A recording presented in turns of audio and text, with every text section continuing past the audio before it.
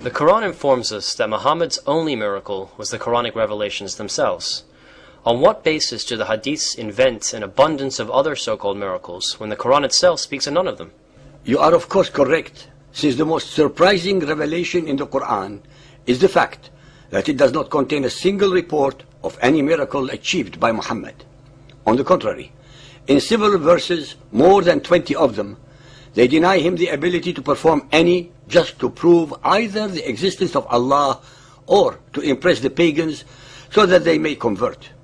All these verses assert only three things: that he was human, that he was a warner, and later as the messenger of Allah. Not even once does the Quran imply that Muhammad was a miracle worker. In fact, the Arabic word for miracles, mu'jizat or a'jubat, are not mentioned at all in the Quran. Al-An'am 6.48. We send the apostles only to give good news, mubashirina, and to warn munzirina. Many verses of the Quran preclude the need for miracles, yet the ahadith are full of them. A serious and unacceptable contradiction, since if Muhammad did perform miracles, they would have been obviously recorded in the Quran. 6.50. Say, I tell you not that with me are the treasures of Allah, nor do I know what is hidden. A'lamu al-ghayba. Nor do I tell you I am an angel, malak. I but follow what is revealed to me. Al-Ra'd 13.7. And the unbelievers say, why is not a sign sent down to him from his Lord? But thou art truly a warner, munziru, and to every people a guide. This verse explains very clearly the functions of Muhammad. He is a warner and definitely not a miracle worker. Al-Isra 17.90. They say, we shall not believe in thee until thou cause spring to gush forth for us from the earth, or until thou have a garden of date trees and vines, and cause rivers to gush forth in their midst, carrying abundant water, or thou cause the sky to fall in pieces, as thou sayest will happen against us, or thou bring Allah and the angels before us face to face, or thou have a house adorned with gold, or thou mount a ladder right into the skies. No, we shall not even believe in thy mounting until thou send down to us a book that we could read.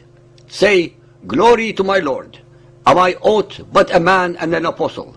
What kept men back from belief when guidance came to them was nothing but this. They said, has Allah sent a man like us to be his apostle, Rasulah? The demand by the Qurayshites for miraculous proofs is understandable both from the cultural and psychological points of view. They could not accept that a mere human being, a less than equal to their nobility, could claim such superiority as Muhammad did. They needed tangible and clear proofs that Allah was on his side as he claimed.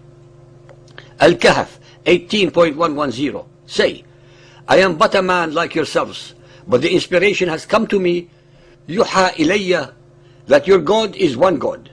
Muhammad denies his need to demonstrate miracles because he only gets inspiration. Sahih al-Bukhari Hadith 1.454, narrated by Anas bin Malik. Two of the companions of the Prophet departed from him on a dark night and were led by two lights like lamp going in front of them from Allah as a miracle, lighting the way in front of them. And when they parted, each of them was accompanied by one of these lights till he reached their respective houses. Sahih al-Bukhari 5.208, narrated by Anas bin Malik. The people of Mecca asked Allah, Apostle, to show them a miracle. So he showed them the moon split in two halves, between which they saw the Hiram mountains. Sahih al-Bukhari Hadith 6.387, narrated by Ibn Mas'ud.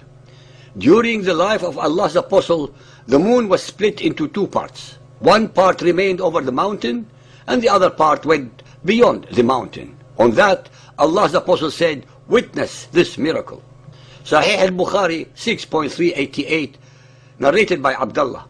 The moon was cleft asunder while we were in the company of the Prophet, and it became two parts. The Prophet said, witness this miracle.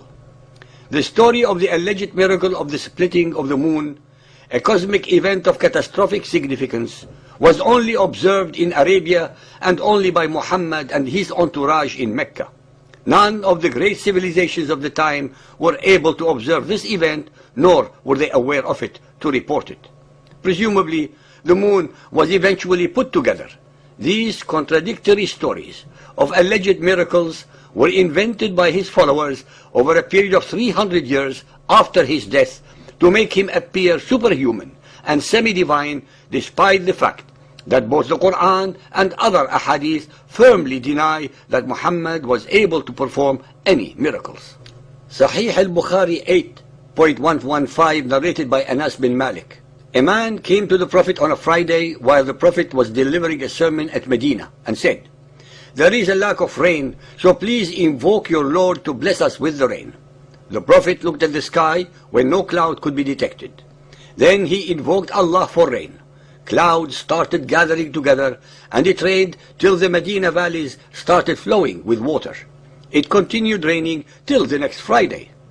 Then the man or some other man stood up while the Prophet was delivering the Friday sermon and said, "We are drowned. Please invoke your Lord to withhold the rain from us." The Prophet smiled and said twice or thrice, "O Allah, please let it rain round about us and not upon us." The clouds started dispersing over Medina to the right and to the left, and it rained round about Medina and not upon Medina. Allah showed them, the people, the miracle of His Prophet and his response to his invocation. Sahih al-Bukhari 9.379 and 6.504 narrated by Abu Huraira. The Prophet said, "There was no prophet among the prophets but was given miracles because of which people had security or had belief. But what I was given was the divine inspiration which Allah revealed to me. So I hope that my followers will be more numerous than those of any other prophet on the day of resurrection." This admission by Muhammad shows clearly that he was not party to any miracles, which is contrary to all the lies that were concocted about him by his followers after his death. If the above alleged miracles did occur, the ahadith then contradict all the verses of the Quran that deny Muhammad performing any miracles whatsoever. In fact, the Quran asserts that the only miracle that Muhammad needed as proof to his followers are the Quranic verses themselves.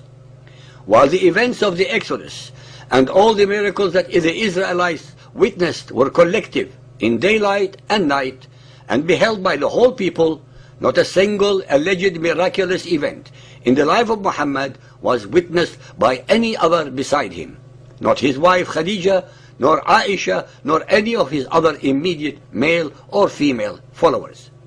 Another incredible difference is the fact that the miracles of Moses were forewarned while those of Muhammad, the ayat, were afterthoughts. For example, before any of the miracles befell Egypt, Pharaoh was warned of exactly what was going to befall his country if he refused God's commands. In the case of Muhammad, no such forewarnings are mentioned. Almost every so-called miracle occurred in the dead of night, without any other witnesses from his first encounter with the alleged angel Gabriel through to his second and subsequent encounters over a period of 23 years. Nor were there any witnesses to his alleged physical night flight to Jerusalem, in spite of the fact that his wives denied that he left their side on this occasion. The same Muhammad that the Quran asserts were given no signs, miracles, except the words of the Quran itself, was transformed by his followers into a man performing astounding miracles in their ahadith, not one of which is based on reality or fact, and all of which are contradicted by the Quran.